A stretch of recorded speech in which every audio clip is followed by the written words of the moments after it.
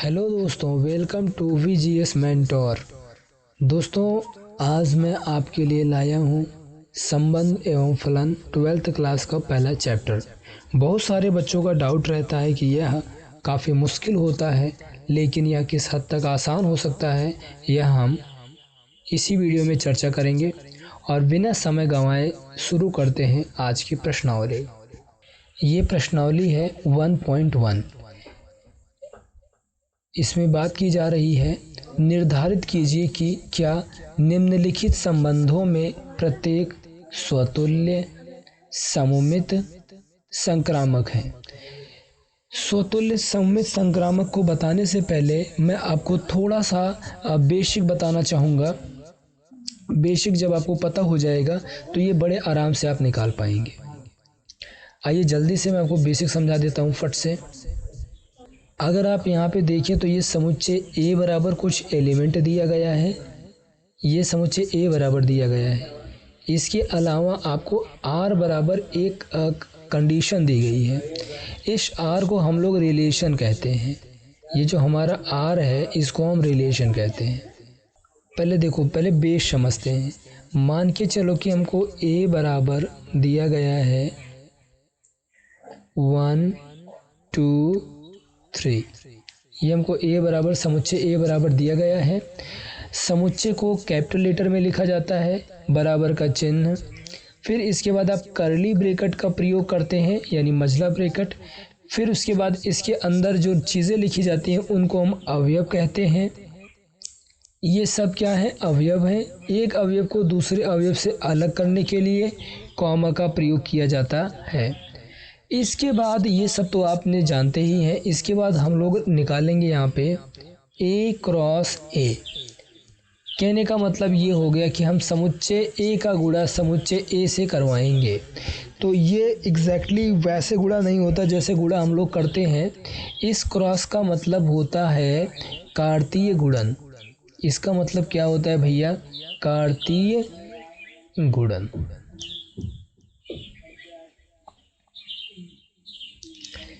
ये जो क्रॉस का चिन्ह बना हुआ है ये कार्तीय गुणन है। कार्टेशियन मल्टी प्रोडक्ट, इसको नाम से हम लोग कार्तीय उत्पाद के नाम से जो चीज़ें निकल के आती हैं वो हम जानते हैं। अब हम ये देखेंगे A क्रॉस A की वैल्यू कैसे निकालते हैं।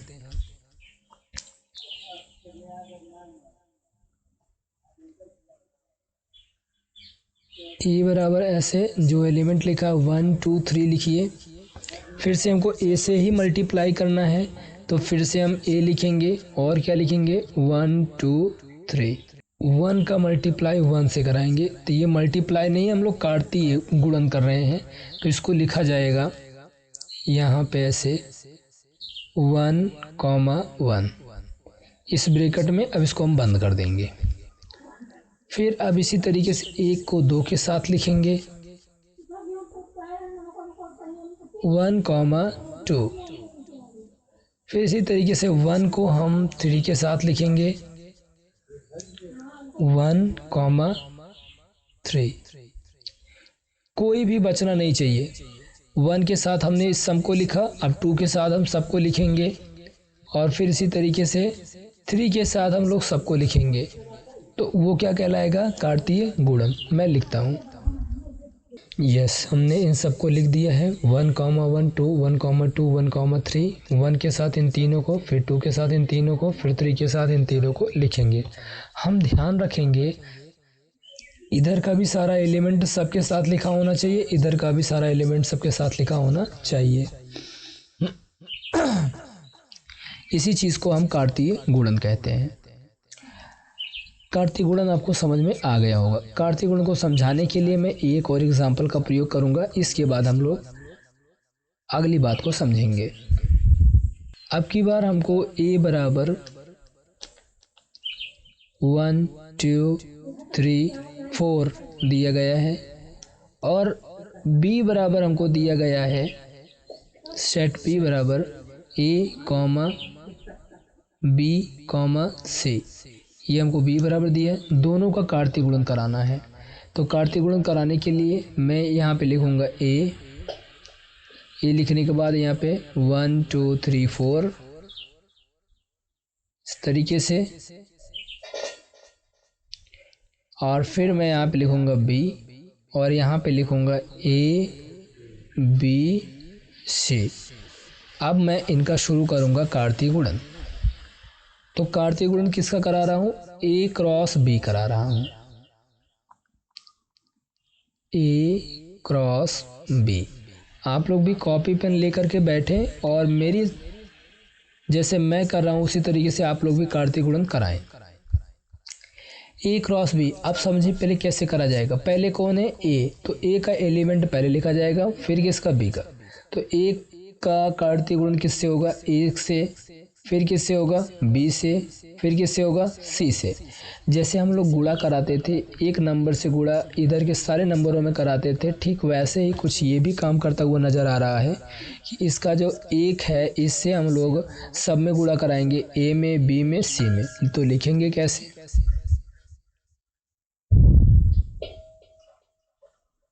1 A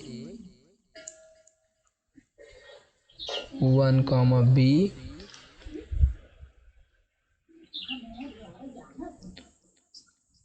1 C। अब ये लिखने के बाद ऐसे ही 2 के साथ लिखेंगे। आप सबको लिखिए।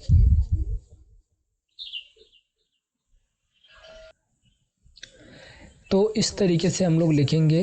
कैसे? 1 के साथ सबको लिख दिया, फिर 2 के साथ हमने सबको लिख दिया, और अब आप देख सकते हैं कि हम लोग 3 के साथ भी सबको लिख दिए हैं, 3A 3B 3C। फिर 4 के साथ A 4B 4C 4A 4B 4C हमने सबको लिख रखा है। तो इसी को कहते हैं कार्टेशियन। अब मैं आपसे ये जानना चाहता हूँ कि कार्टेशियन में अगर मुझे B क्रॉस A निकालना होता, क्या निकालना होता? B cross A। तो इसका आंसर कैसे निकल के आता भैया? तो सबसे पहले हम लोग B लिखते, तो पहले B लिखते, A B C, पहले B लिखा जाएगा इस तरीके से, फिर इसके बाद A लिखा जाएगा। राइटिंग थोड़ी सी डिस्टर्ब चल रही है, वो आप मैनेज कर लेंगे। 1 2 3 4 ये आपको मिला। फिर इसके बाद अब हमको कार्टेशियन ऐसे कराना पड़ेगा, A1 A2 A3 फिर A4 B1 B2 B3 B4। समझ गया ना? कुछ इस प्रकार से मैं लिख कर दिखाता हूँ। कुछ इस तरीके से आप लिखते हुए चले जाएंगे तो ये आपका रिजल्ट निकल के आएगा B क्रॉस A। तो समझ गया ना?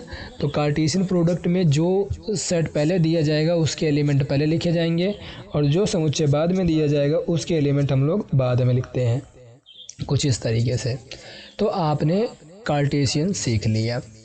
अगर इसके बाद भी आपको कार्टेशियन समझ में नहीं आया है तो आप कमेंट करेंगे, और मैं एक दूसरा वीडियो और एक बहुत ही बेहतरीन वीडियो मैं कार्टेशियन पर अलग से बना दूंगा, बट उसके लिए आपको कमेंट करना होगा। हमने कार्टेशियन सीख लिया। कार्टेशियन की क्या ज़रूरत थी वो मैं अब आपको समझाता हूँ। आप एक चीज़ देख पा रहे हैं, कार्टेशियन करने के बाद जितने भी चीज़ें हैं वो सब ब्रैकेट में लिखी गई, ऐसे ब्रैकेट में। अगर आप क्वेश्चन में देखेंगे तो देखिए यहाँ पे r बराबर x, y इस प्रकार दे रहा है। ये आपका एलिमेंट हो गया, ये x पहला एलिमेंट हो गया, y दूसरा एलिमेंट।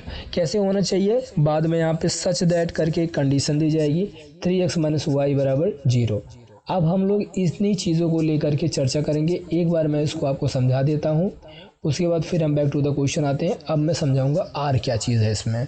जैसे मैंने कहा कि मुझे A क्रॉस A से कुछ एलिमेंट निकाल के दो, तो आप कहेंगे कि सर A क्रॉस A में तो बहुत सारे एलिमेंट हैं, कौन से एलिमेंट आपको निकाल के मैं दूं? तो मैंने कहा कि मुझे एलिमेंट कुछ ऐसा चाहिए। तो कौन सा एलिमेंट, माने कुछ एलिमेंट को चुन के निकालना है।